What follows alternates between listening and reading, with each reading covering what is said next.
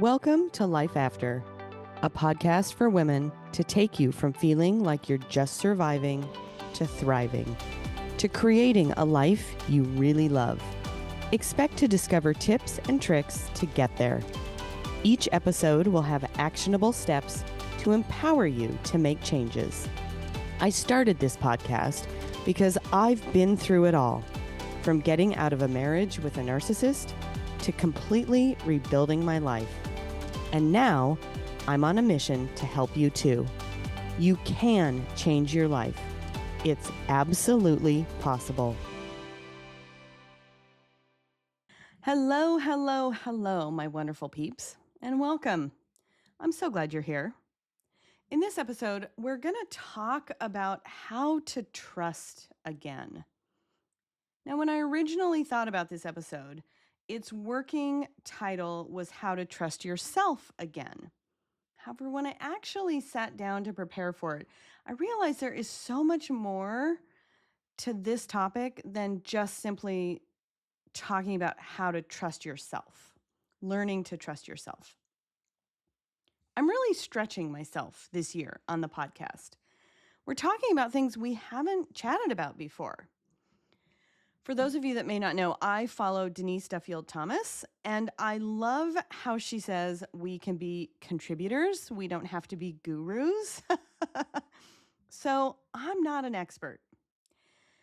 That said, I have a fair bit of lived experience that I think is valuable, and I'm hoping it's going to provide a different perspective and make me a contributor in this topic. Trust is a great example of stretching ourselves. And I want you to know that, right, this is expansion for me.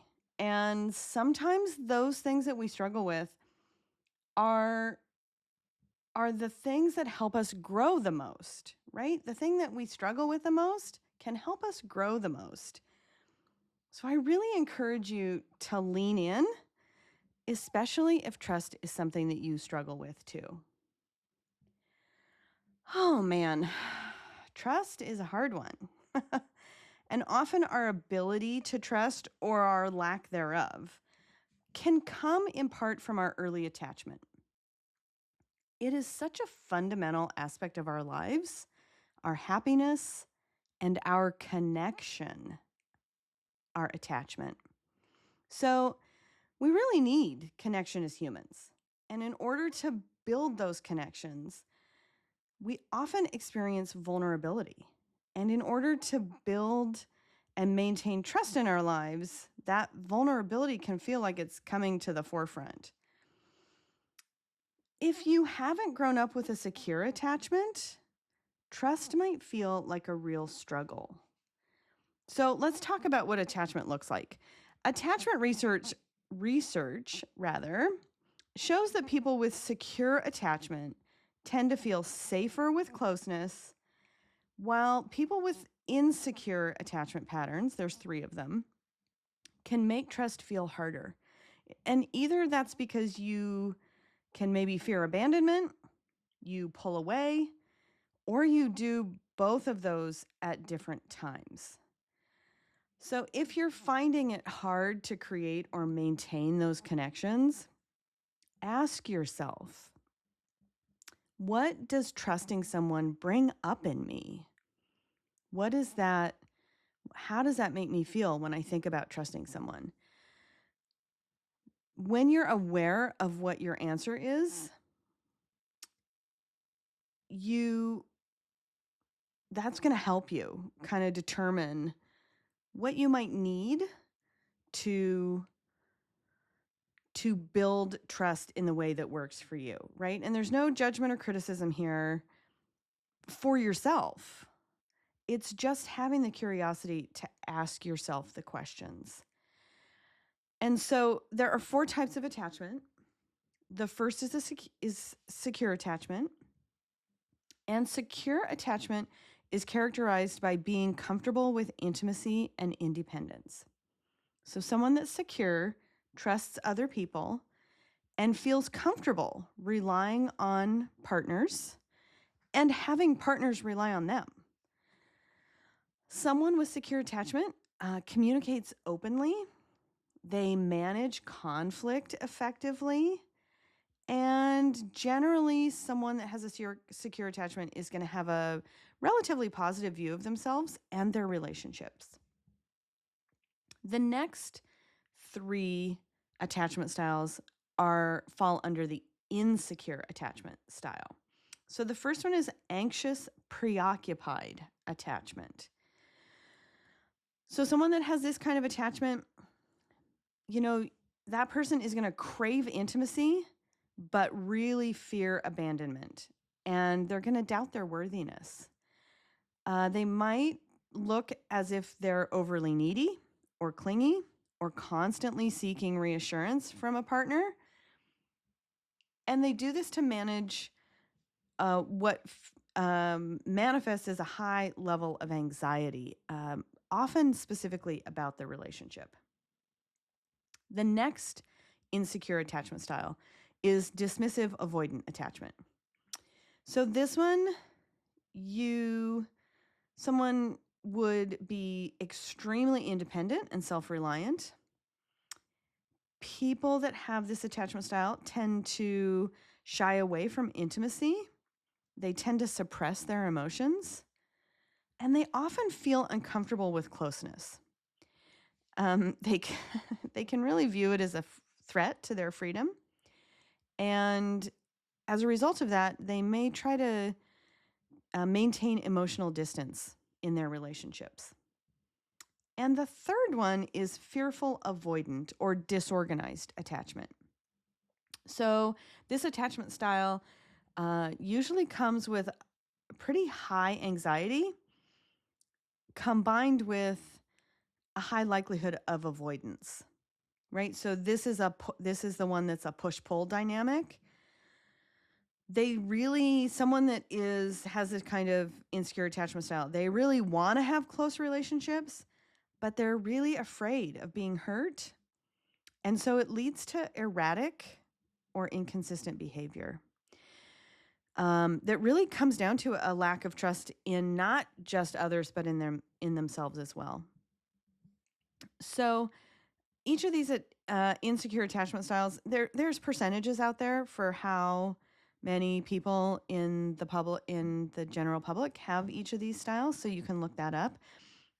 Some of one or two of the styles is more common than one of the others, especially in the insecure. So in any case, our attachment style is going to do a lot, as you can see, to impact our level of trust with other people, not just our partners, but other people in general. And also, our attachment style comes from our childhoods, right? These are styles that are developed based upon how we were raised in our family of origin. So know that that's going to impact you. And if you've been in a toxic or narcissistic relationship, regardless of your attachment style, whether you have a secure attachment style or not, then trust can be a really soft spot for you. Even if you've been in a secure attachment style and you've ended up in a relationship with a toxic or narcissistic person, then you'll maintain that secure attachment style likely, but you still might have a soft spot around trust for a while, right? As you learn to re-regulate around that. Now, if this sounds like you, no matter what your attachment style is, if you've been in a toxic or narcissistic relationship and you really feel like your trust has been violated, please know that you didn't deserve for that to happen to you. I see you, and I really understand why. When my ex left, I have to admit, I felt relief that our relationship was finally over.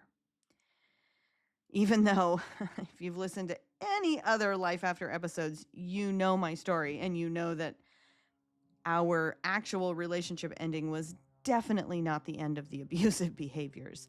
And in fact, the abusive behaviors got worse with the kids and I experiencing every single element of the post-separation abuse wheel. I'll try to remember to put a link in the show notes. I don't know that the PDF I have will translate well.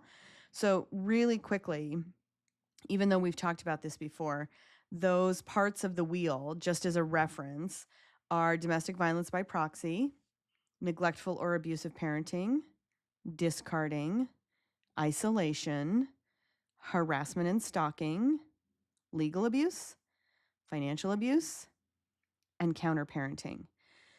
And in my case, isolation is the one I think that is most relevant in a couple of the examples I'm going to use as it relates to our relationship ending and the trust I lost with friends that I'd had in the neighborhood while I was married to my ex. So specifically, when I was getting divorced, I discovered very painfully, that who and how you trust doesn't always work out like you want it to. I had an incredibly close friend, probably my best friend at the time, and she betrayed me terribly. She violated my trust, frankly, more than my ex ever did. And to this day, I will tell you that her violation of my trust hurt more and left a longer impact on me than my ex leaving. Now, in part, that's because I knew that our marriage was already over, but also, and probably more importantly, I trusted her implicitly. I thought she had my back. I thought our relationship was more important and valuable, and it just wasn't. So, what do you do when someone has betrayed your trust? When you're in that situation and someone has so deeply hurt you by betraying your trust, the first thing that you want to do is look at the relationship. What was the relationship like? Was it like the relationship that I had with my ex, who was, frankly, untrustworthy from almost the very beginning of our relationship? And I just ignored it, avoided it, denied it, made excuses for it, right? But he was always untrustworthy. Or is the relationship that you're looking at where your trust has been betrayed a relationship like my friend, who I trusted so deeply? She was in the room for the birth of my second child. This was someone I trusted so completely. So what kind of relationship is it that you're in or was allows you to reflect on the impact that the violation of the trust has to you? And that matters because it really helps contextualize not having the trust or the loss of the trust, the lack of the trust in the relationship. So knowing what it is matters. Knowing the kind of relationship matters. It's going to give you a point of reference from where to start from. The second thing I'm going to tell you is forgive yourself.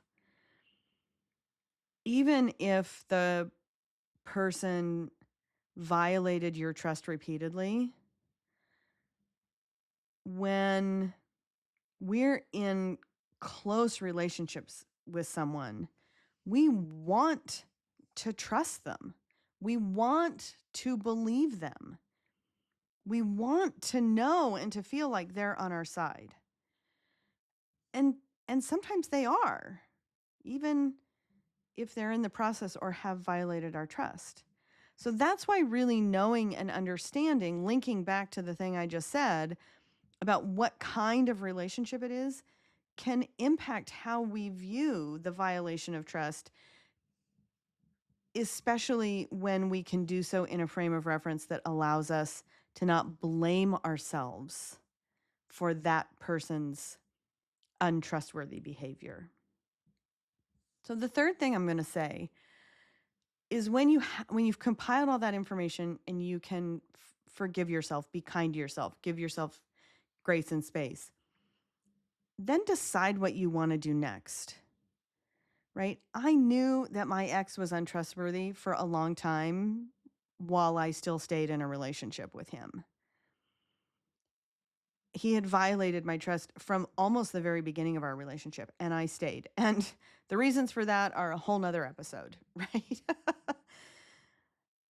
And I'm happy to share them. I just think it would take too much time for this episode. So sometimes we choose to stay. Sometimes we choose to stay not knowing the situation that we're in, and sometimes we choose to stay knowing exactly the situation that we're in.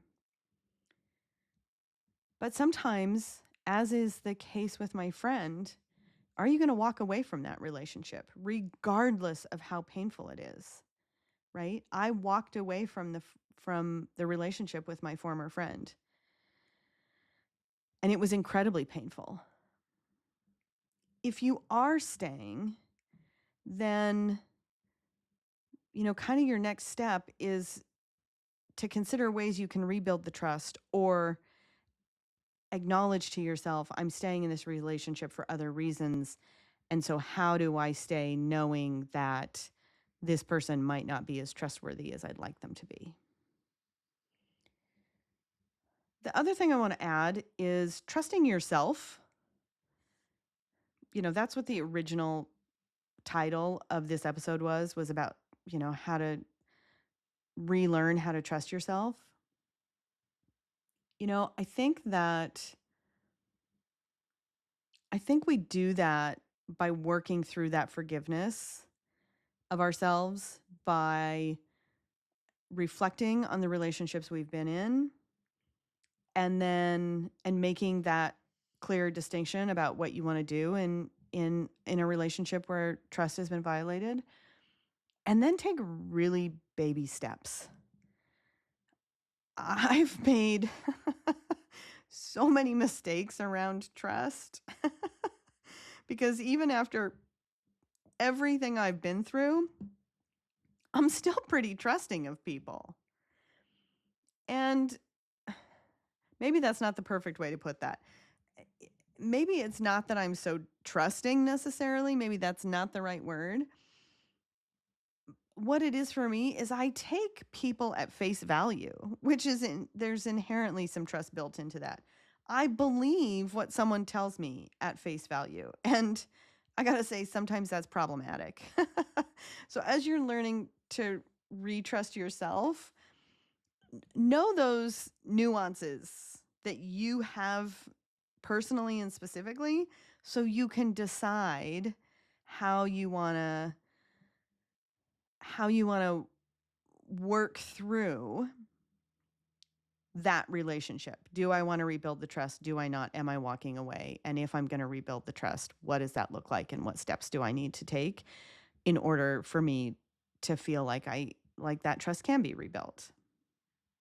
Okay, we're going to take a quick break. And when we come back, we're going to chat about how you can build trust slowly and wisely without ignoring yourself and your needs, which of course is also going to play into learning how to retrust yourself. All right, I'll be right back. See you soon. Are you finding yourself struggling in a relationship and wondering if you're dealing with a narcissist? You're not alone, and I've got a resource that can help. Get my 5 questions to confirm you're not the problem. This helps you identify the emotions associated with being in a controlling relationship. Just head over to locatecoaching.com/free gift and take the first step toward clarity and confidence in your relationships.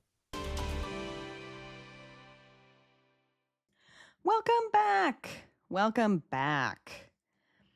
All right, we're going to get back to our conversation around trust. So, if you've experienced a relationship where your trust has been violated, it can create a lot of confusion, especially when you are deciding how to navigate the relationship where trust has been lost or when you want to trust new people in your life, right? So, if trust has been an issue for you, it can impact you in ways other than just the relationships where someone has been untrustworthy. It can impact you when trying to build new relationships. So what do you do then, right? You want to create a connection with someone, but your trust has been violated. So the first thing I would say about that is to take very small steps, particularly if where your trust has been violated is with a narcissistic person, because we know that one of their tactics is to move you as quickly through the early stages of a relationship to get you committed so that then they can treat you the way that they intend to treat you, right? The mask doesn't really come down, but their behavior shifts. So take really small steps. We can't truly know that someone is trustworthy until they act in a trustworthy manner. So in a new relationship, whether it's a relationship at work or an intimate relationship, a dating relationship, even if I think you can even kind of track this if you're rebuilding trust, right? But does this person do what they say they're going to do? Oh, I'll be home at 6:00. Do they come home at 6:00? Do they come home at 5:55? Or do they come home at 6:25? And they don't call you and they don't tell you ahead of time, right? And obviously these examples I'm going to give, right? There's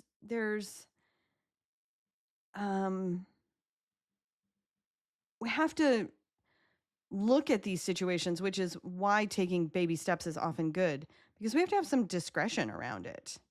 We have to say, oh, this person said they were going to come home at 6:00 and they came home at 6:15, but they called me, they texted me, they were responsible, right? Life happens.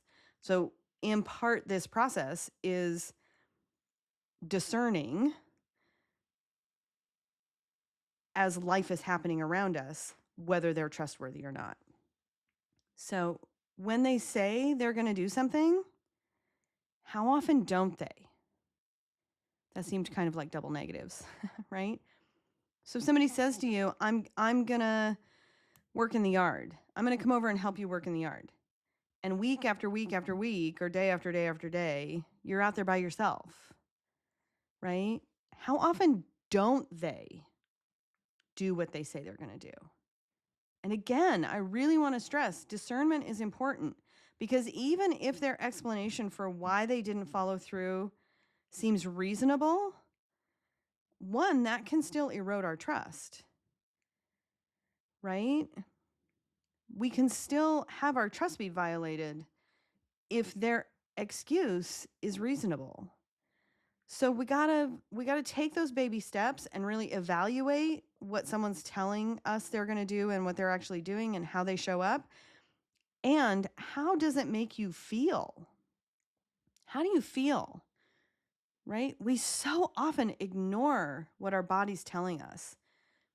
But are you contracting when you get that text about, I'm going to be 20 minutes late?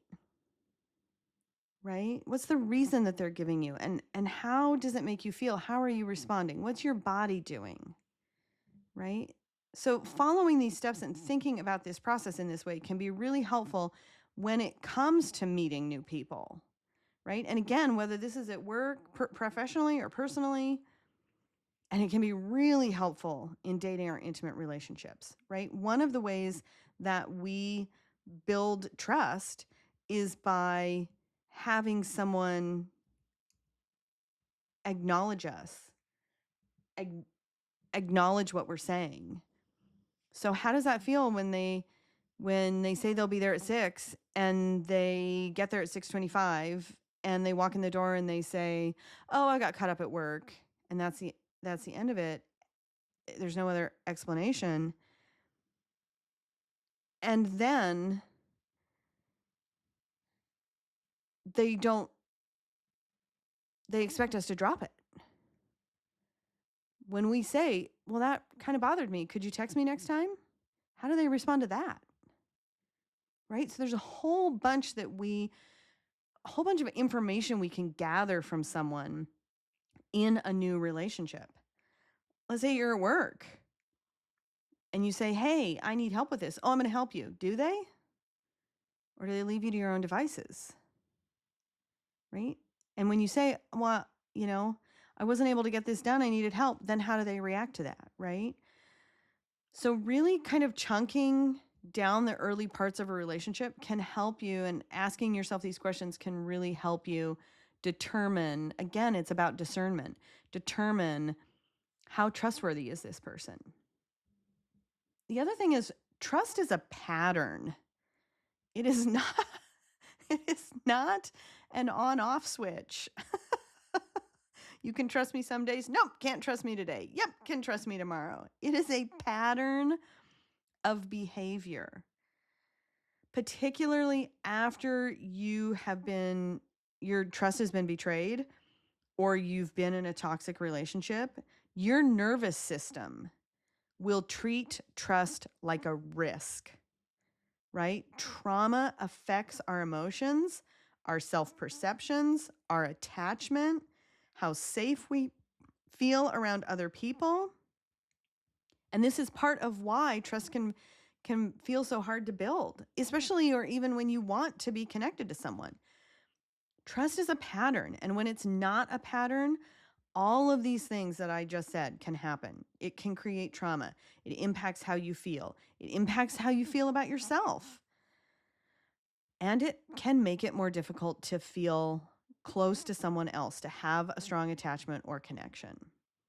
And if you're feeling like trust feels really hard for you, it may mean that those early attachment experiences, right? That attachment that was built when you were a child might be one of the insecure attachment styles.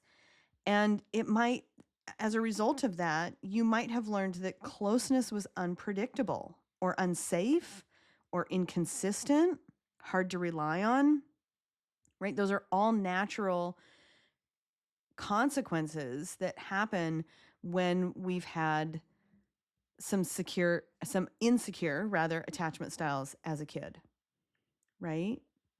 So the other way that trust can feel hard for you is if your trust has been violated by someone you thought it was safe to trust, right? And so remember that this is where forgiving ourselves can be really helpful.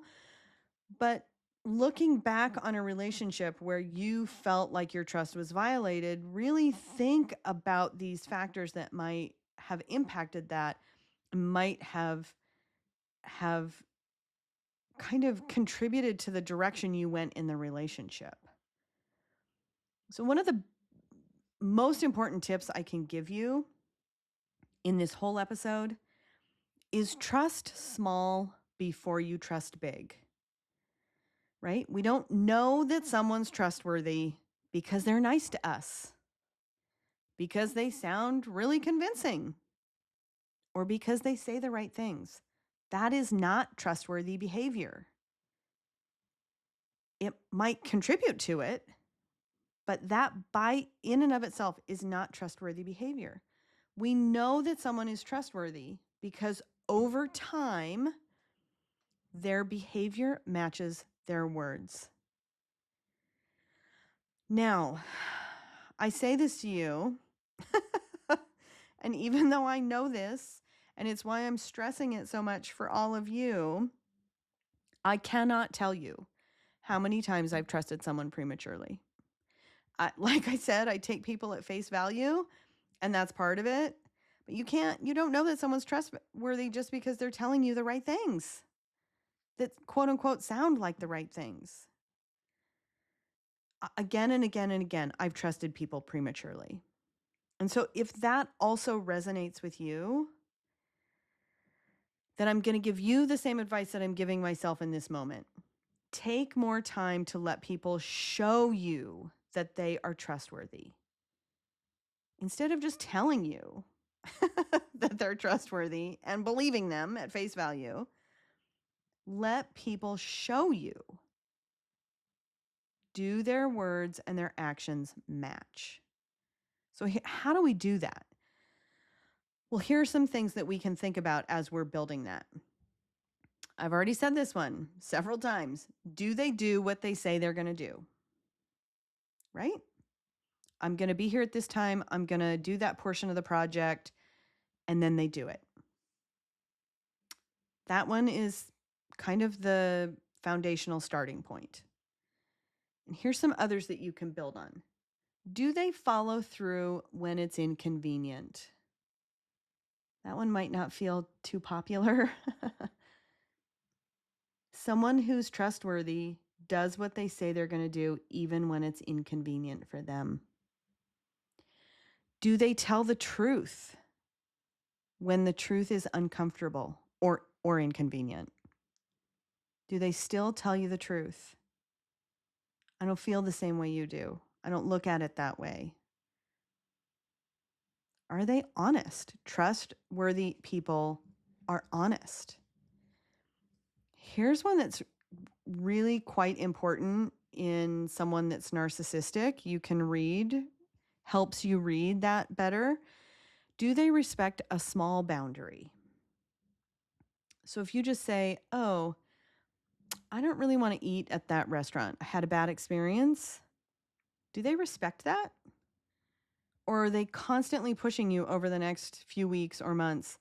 Oh, come on, we'll just try it again. It's not that bad. Your experience must have not really, wasn't indicative of what this is really like. If you create a small boundary, and I would encourage you to think about smaller boundaries that you can practice this with, right? Where can you practice this? If they violate that, then please pay attention because they're going to violate the bigger boundaries, 100%. What patterns are you seeing? Pay attention to those patterns. Again, building trust happens over time. So if they're trustworthy the first time or the second time, but 3, 4, and 6, 8 times down the road, they're not trustworthy. Where's the pattern? Is the pattern that they're generally trustworthy, or is the pattern that they're generally not trustworthy? And again, this takes time. Is the person that you're building, that you're in relationship with and building this concept of trust around, are they stable? Are they respectful? Not just to you, but to others. And here's one that will help you, a little more woo-woo-y, but it'll help for those of you out there that are good with the woo-woo-y, is how does my body feel? Do I feel calmer around them over time? Or do I feel more confused, more contracted, more concerned, more feeling like I have to protect myself? How do you feel? Because that's going to be a huge indicator. And the more we can learn how to tap into how we're feeling in those moments and what our body's telling us, the better it's going to be. You got to slow down and listen to yourself in those cases. So here's another way that I can tell you where trusting someone can kind of go awry. And I've made this mistake too. 100% I've made this mistake. Do I feel a connection to someone because it's what I'm used to? Because it's consistent with those early relationships that might not represent secure attachments? Is it what I'm used to? And I'm confusing that with being able to trust somebody? Right? Am I making that internal mistake? Or,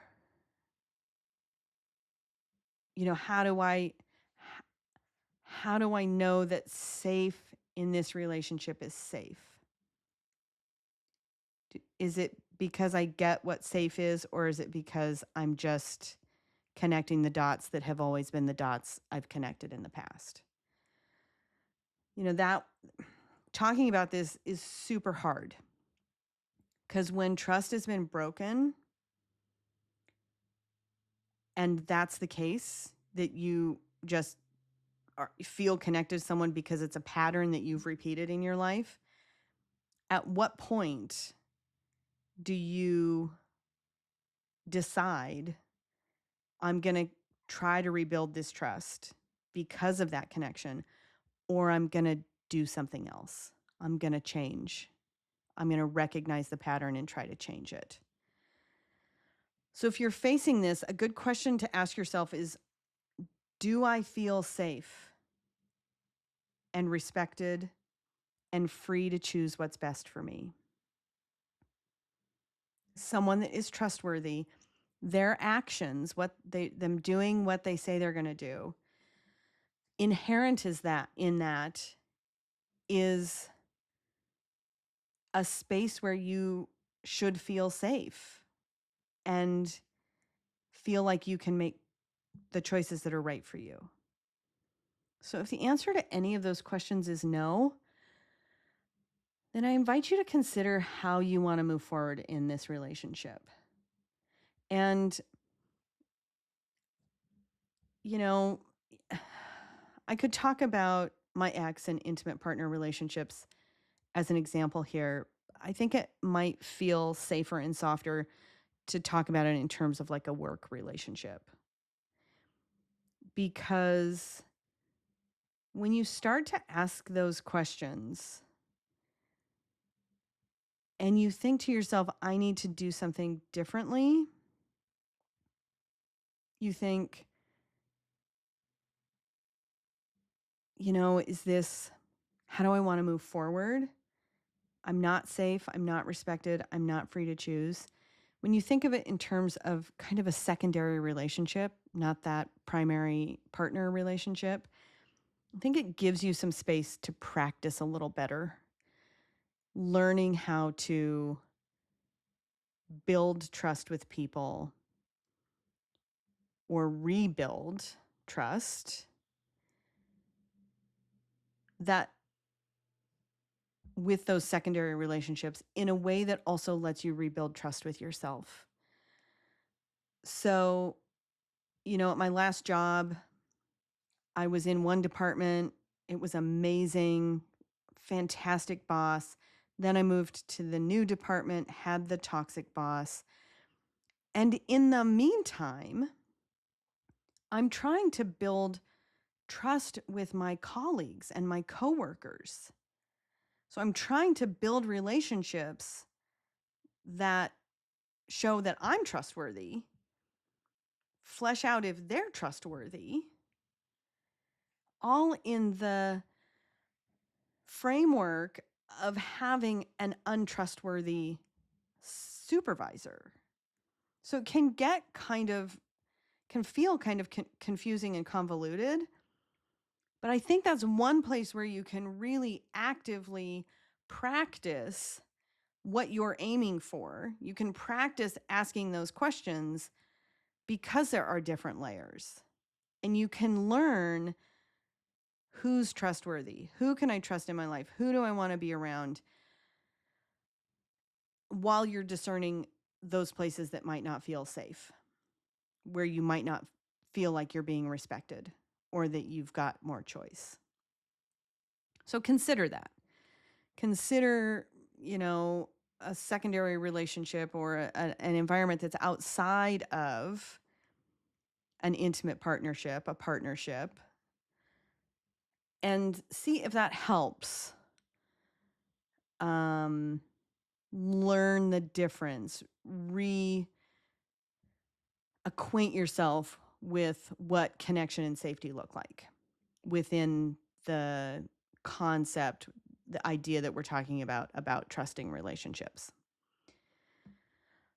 Now, when someone has betrayed our trust, it's really common for us to stop trusting ourselves, right? Because we think, I missed all the red flags. I gave that person too much of the benefit of the doubt. I believed what I was told. I saw it for face value. Maybe we think I should have known better. I've been in this place before. I should have known better. I've said that to myself. Please give yourself some space or grace. In so many relationships where trust has been broken, it was the specific intent of the toxic or narcissistic person to harm you, to encourage you to trust them when they knew darn good and well that they were not trustworthy. In those specific cases, you're thinking one thing about the relationship, and they were thinking a completely different thing about the relationship. So I'm going to go back to this again, even though it might feel a little woo-wooey.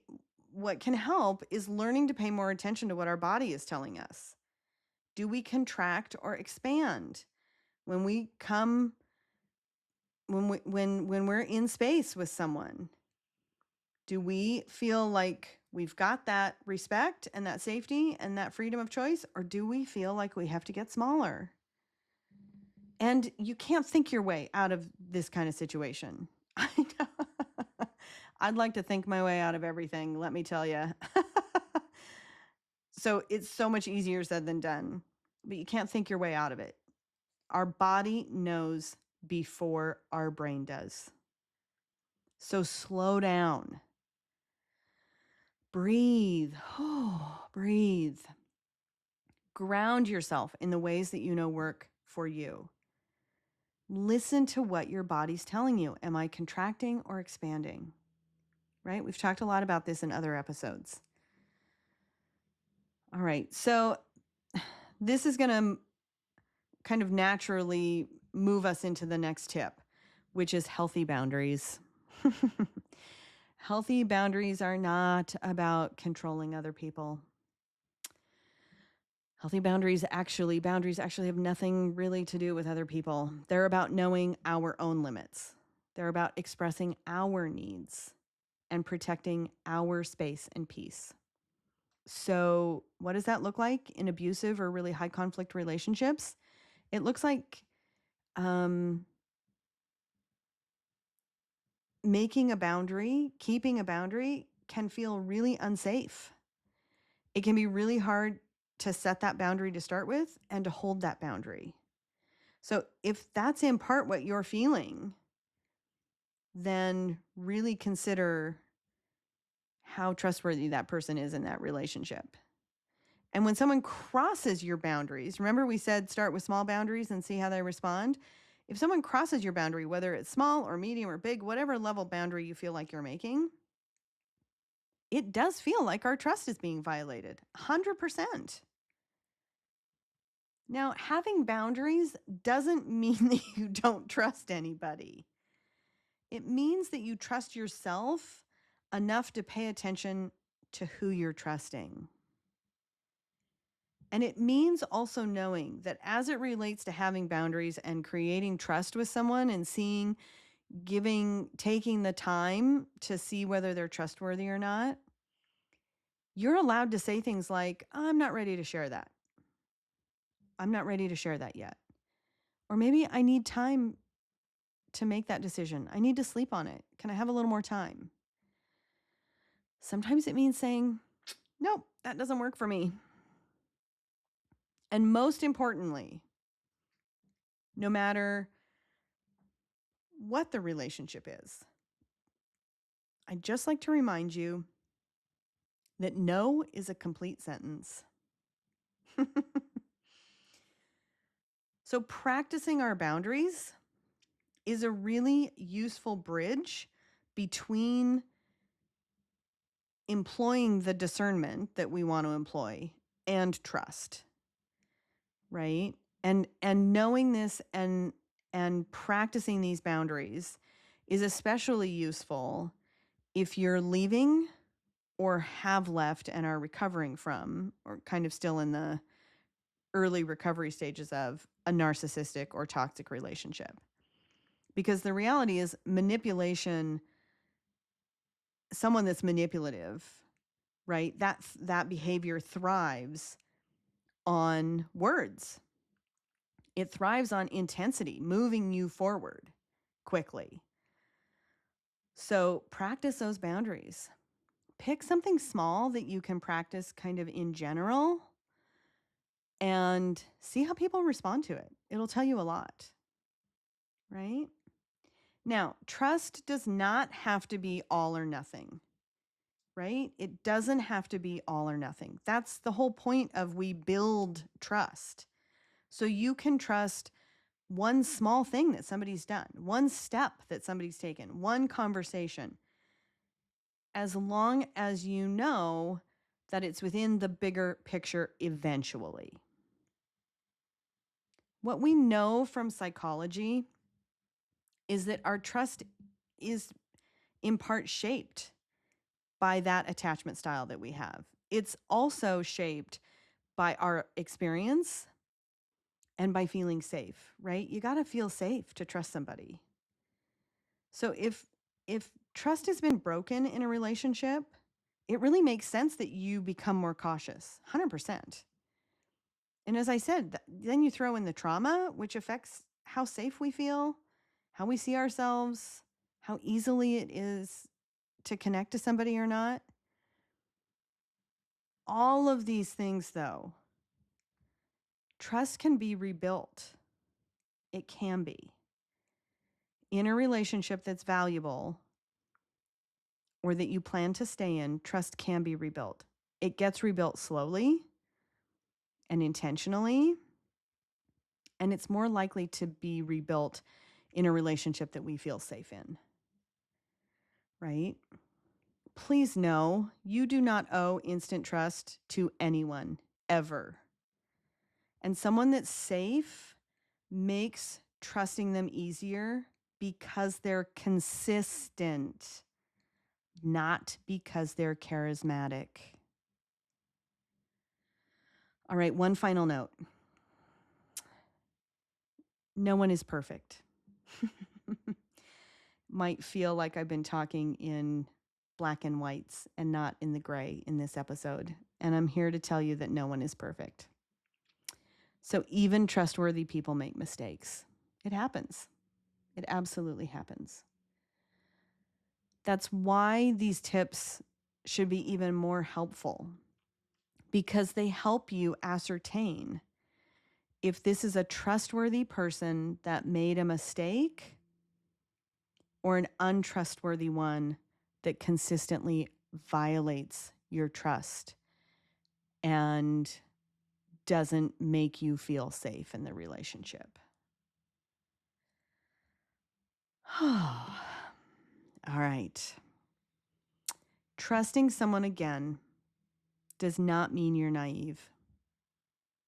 It means that you're working to become more grounded and more aware and more connected to yourself as you let the right people prove that they're trustworthy and safe. If this episode hit home, send it to someone you care about, or save it for the next time you're wondering whether you can trust another person or not. If you're not already following the podcast, make sure that you do so you don't miss what's coming next. And you've got this. You've got this. One thought, one choice, one action at a time.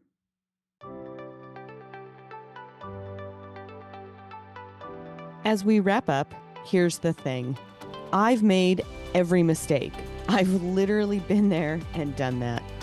It's one step at a time, and you'll get there. There's hope. You've got this. If you're struggling in a relationship and wondering if it might be controlling, you're not alone. Download my free PDF at locatecoaching.com/free gift to help you find clarity and confidence. I hope you have a fantastic day, and I'll see you soon.